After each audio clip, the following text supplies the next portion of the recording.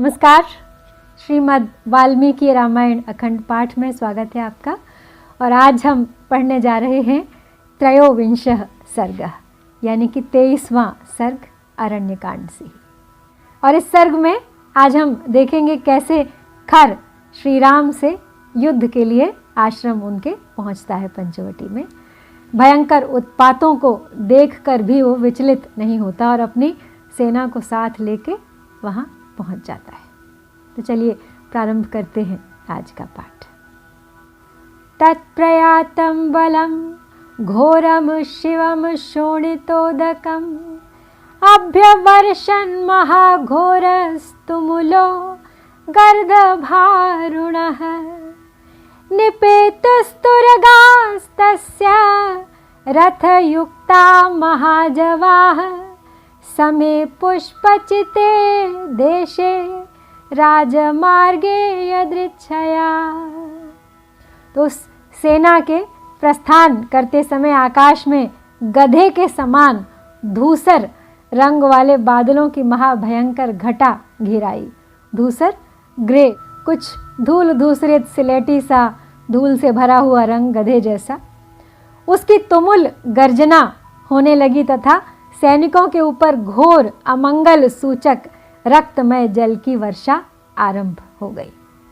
तो खर के रथ में जुते हुए महान वेगशाली घोड़े फूल बिछे हुए समतल स्थान में सड़क पर चलते चलते अकस्मात ही गिर पड़े।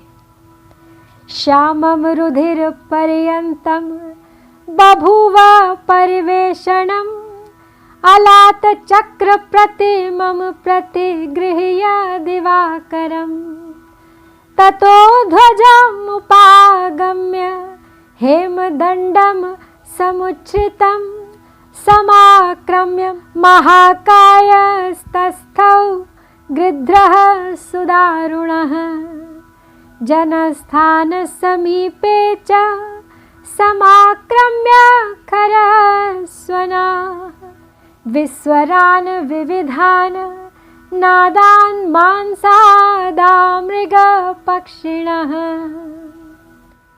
सूर्यमंडल के चारों ओर अलात चक्र के समान गोलाकार घेरा दिखाई देने लगा, जिसका रंग काला और किनारे का रंग लाल था। तदनंतर खर के रथ की सुवर्णमयी दंड वाली ऊंची ध्वजा पर एक विशालकाय गीध आकर बैठ गया, जो देखने में बड़ा ही भयंकर था। कठोर स्वर वाले मांसभक्षी पशु और पक्षी जनस्थान के पास आकर विकृत स्वर में अनेक प्रकार के विकट शब्द बोलने लगे तथा सूर्य की प्रभा से प्रकाशित हुई दिशाओं में जोर जोर से चीत्कार करने वाले और मुंह से आग उगलने वाले भयंकर गीदड़ राक्षसों के लिए अमंगलजनक भैरवनाद करने लगे। प्रभिन्न गज संकाशास्तोय शोणितधारिणः आकाशं तदनाकाशं चक्रुर्भीमाम्बुवाहकाः बभूवतिमिरं घोरमुद्धतं रोमहर्षणं दिशो वा प्रदिशो वापि सुव्यक्तं न चकाशिरे क्षतजार्द्र सवर्णाभा संध्याकालं विना बभौ खरं चाभिमुखं नेदुस्तदा घोरा मृगाः खगाः। भयंकर मेघ जो मद की धारा बहाने वाले गजराज के समान दिखाई देते थे और जल की जगह रक्त धारण किए हुए थे, तत्काल घिर आए। उन्होंने समूचे आकाश को ढक लिया, थोड़ा सा भी अवकाश जगह नहीं आकाश में रहने दी। सब ओर अत्यंत भयंकर तथा रोमांचकारी अंधकार, घना अंधकार छा गया। दिशाओं अथवा कोणों का स्पष्ट रूप से भान नहीं हो पा रहा था। बिना समय के ही खून से भीगे हुए रंग वाली संध्या प्रकट हो गई और उस समय भयंकर पशु पक्षी खर के सामने आकर गर्जना करने लगे। कंक गोमायुगृध्राश्च चुक्रुशुर्भयशंसिनः नित्या शिवकरा युद्धे शिवा घोर निदर्शनाः निदुर्बलस्याभिमुखं ज्वालोदारिभिराननैः कबन्धः परिघाभासो दृश्यते भास्करान्तिके जग्राह सूर्यं स्वरभानुर्पर्वणि महाग्रहः प्रवाति मारुतः शीघ्रं निष्प्रभो अभूद दिवाकरः।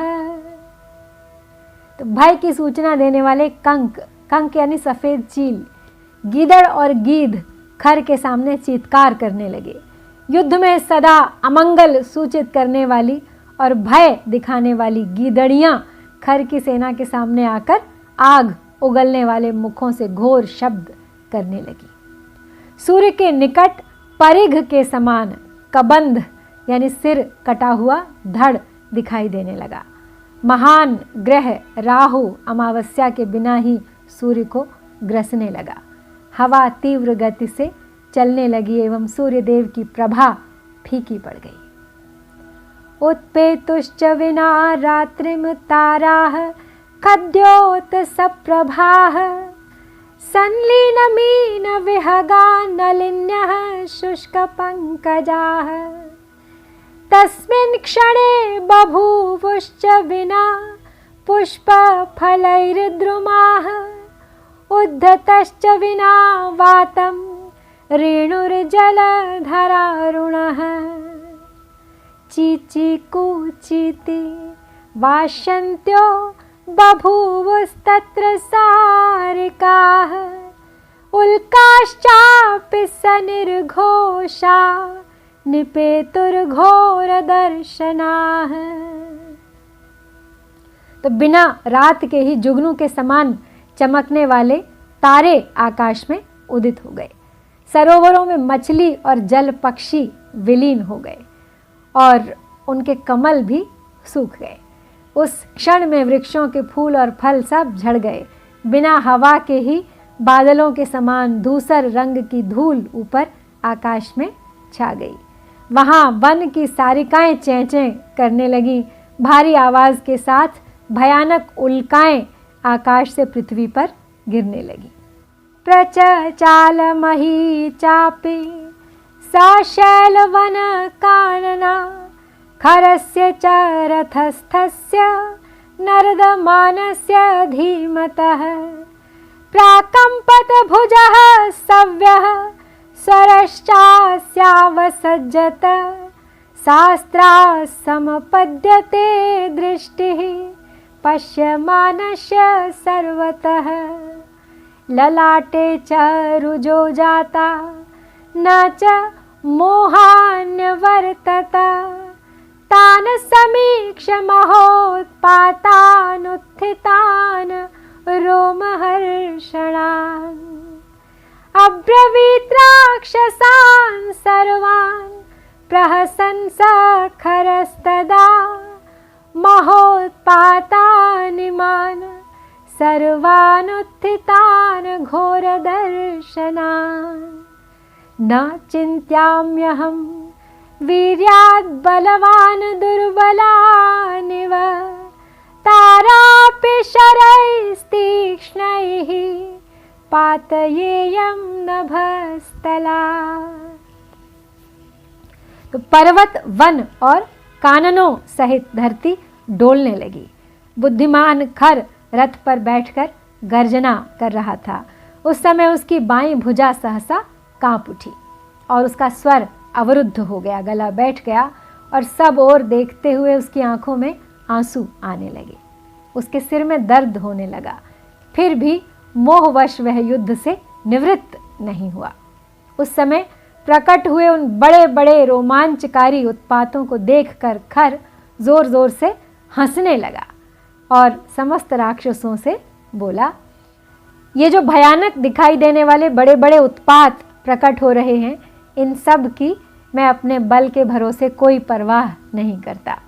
ठीक उसी तरह जैसे बलवान वीर दुर्बल शत्रुओं को कुछ नहीं समझता है। मैं अपने तीखे बाणों द्वारा आकाश से तारों को भी गिरा सकता हूँ। मृत्युम मरण धर्मेण संक्रुद्धो योजयाम्यहम् राघवं तं बलोत्सिक्तं भ्रातरं चापि लक्ष्मणम् आहत्वा सायकैस्तीक्ष्णैर्नोपावर्तितुम् उत्सहे यन्निमित्तं तु रामस्य लक्ष्मणस्य विपर्ययः सकामा भगिनी मे अस्तु पीत्वा तु रुधिरं तयोः न क्वचित् प्राप्त पूर्वो मे संयुगेषु पराजयः युष्माकमेतत् प्रत्यक्षं नानृतं कथयाम्यहम् देवराजमपि क्रुद्धो मत्तैरावतगामिनम्। तो खर अपनी सेना का उत्साह वर्धन करते हुए कह रहा है कि यदि मैं कुपित हो जाऊं तो मृत्यु को भी मृत्यु के मुख में डाल सकता हूं। आज बल का घमंड रखने वाले राम और उसके भाई लक्ष्मण को तीखे बाणों से मारे बिना मैं पीछे नहीं लौट सकता। जिसे दंड देने के लिए राम और लक्ष्मण की बुद्धि में विपरीत विचार आया है, क्रूरतापूर्ण कर्म करने का भाव आया है, वो मेरी बहन शूर्पणखा उन दोनों का खून पीकर सफल मनोरथ हो जाए, बस मेरी यही इच्छा है। तो आज तक जितने युद्ध हुए हैं उनमें से किसी में भी पहले कभी मेरी पराजय नहीं हुई है। यह तुम लोगों ने प्रत्यक्ष देखा है हमेशा, और मैं झूठ नहीं कहता हूँ। मैं मतवाले ऐरावत पर चलने वाले वज्रधारी देवराज इंद्र को भी रणभूमि में कुपित होकर काल के गाल में डाल सकता हूँ। तो फिर इन दो मनुष्यों की तो बात ही क्या है। वज्रहस्तं रणे हन्याम किं पुनस्तौ च मानवौ सातस्य गर्जितं श्रुत्वा राक्षसानां महाचमूः प्रहर्षम् अतुलं लेभे मृत्युपाशावपाशिता समेयुश्च महात्मानो युद्धदर्शनकाङ्क्षिणः ऋषयो देवगन्धर्वाः सिद्धाश्च सहचारणैः समेत्य चोचुः सहितास्ते अन्योन्यं पुण्यकर्मणैः स्वस्ति गो ब्राह्मणेभ्यस्तु लोकानां ये च सम्मताः जयतां राघवो युद्धे पौलस्त्यान् रजनीचरान् चक्रहस्तो यथा विष्णुः सर्वान् सुरसत्तमान् एतच्चान्यच्च बहुशो ब्रुवाणाः परमर्षयः। तो अब खर की ये गर्जना सुनकर उसकी जो राक्षसों वाली विशाल सेना थी वो मौत के पाश से जो बंधी हुई थी अब अनुपम हर्ष से भर गई, उत्साह से भर गई। और उस समय युद्ध देखने की इच्छा वाले बहुत से पुण्य कर्मा महात्मा ऋषि देवता गंधर्व सिद्ध और चारण वहाँ पर आकर एकत्र हो गए और सभी मिलकर वे एक दूसरे से कहने लगे कि गौओं और ब्राह्मणों का कल्याण हो तथा जो अन्य लोकप्रिय महात्मा हैं वे सब भी कल्याण के भागी हों, किसी का अनिष्ट न हो इस युद्ध में। जैसे चक्रधारी भगवान विष्णु समस्त असुर शिरोमणियों को परास्त कर देते हैं, उसी प्रकार रघुकुल भूषण श्री राम युद्ध में इन पुलस्त्यवंशी राक्षसों को पराजित करें और उन पर विजय प्राप्त करें। तो ये तथा और भी बहुत सी मंगल कामना सूचक बातें करते हुए वे महर्षि और देवता कौतूहलवश विमान पर बैठकर जिनकी आयु समाप्त हो चली थी उन राक्षसों की उस विशाल वाहिनी को देखने लगे। जात कौतूहलास्तत्र विमानस्थाश्च देवताः ददृशुर्वाहिनीं तेषां राक्षसानां गतायुषाम् रथेन तु खरो वेगात् सैन्यस्याग्रात् विनिसृतः शेनगामी पृथुग्रीवो यज्ञशत्रुर्विहङ्गमः दुर्जयः करवीराक्षः परुषः कालकार्मुकः हेममाली महामाली सर्पास्यो रुधिराशनः द्वादशैते महावीर्याः प्रतस्थुरभितः खरं महाकपालः स्थूलाक्षः प्रमाथस्त्रिशिरास्तथा चत्वारेते सेनाग्रे दूषणं पृष्ठतो अन्वयुः सा भीमवेगा समराभिकाङ्क्षिणी सुदारुणा राक्षसवीरसेना तौ राजपुत्रौ सहसाभ्युपेता मालाग्रहाणामिव चंद्रसूर्यौ।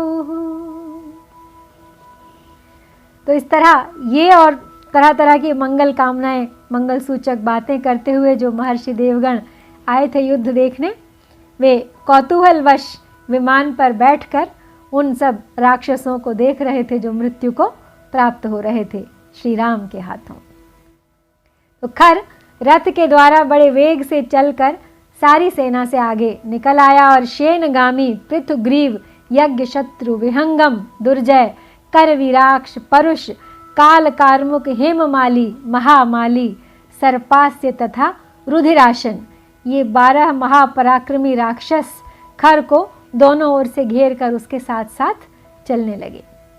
तो महाकपाल स्थूलाक्ष प्रमाथ और त्रिशिरा, ये 4 राक्षस सेना के आगे और सेनापति दूषण के पीछे पीछे चल रहे थे।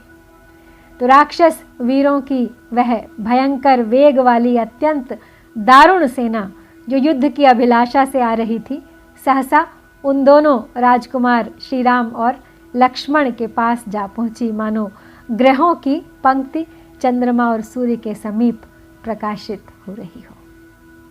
तो इस प्रकार श्री वाल्मीकि निर्मित आर्ष रामायण आदि काव्य के अरण्य कांड में हम यहाँ पर ये 23वां सर्ग संपन्न करते हैं। इत्यार्षे श्रीमद् रामायणे वाल्मीकिये आदि काव्ये अरण्य कांडे 23 सर्गः। ओम श्री सीतारामचंद्राभ्याम नमः। मेरे चैनल भारतवाणी के कथा वस्तु को पसंद करने के लिए, सुनने के लिए आपका बहुत बहुत धन्यवाद। यदि नहीं किया है तो सब्सक्राइब कीजिए, लाइक कीजिए, शेयर कीजिए, अपनी प्रतिक्रिया दीजिए, कमेंट कीजिए। मेरे साथ आइए, अपनी संस्कृति से अपनी पहचान बनाइए। Let's revive the spirit of India.